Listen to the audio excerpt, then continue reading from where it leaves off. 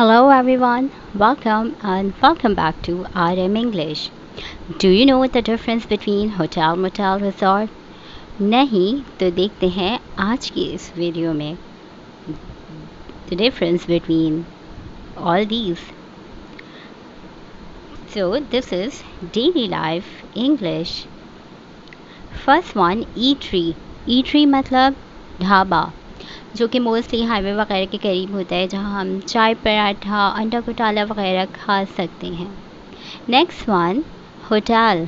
Hotel यानी सराय जहाँ पे आप स्टे कर सकते हैं और इसके अंदर आपको रेस्टोरेंट मिलता है जहाँ बैठ के खाना खा सकते हैं. Next one motel.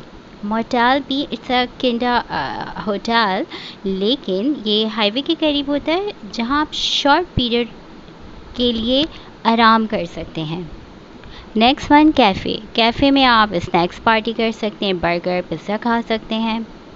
Next resort. Resort में आपको एक लग्जरी एक रॉयल फीलिंग आएगी. इनसाइड उसके स्विमिंग पूल सोना स्पा वगैरह इस तरह की चीज़ें होती हैं.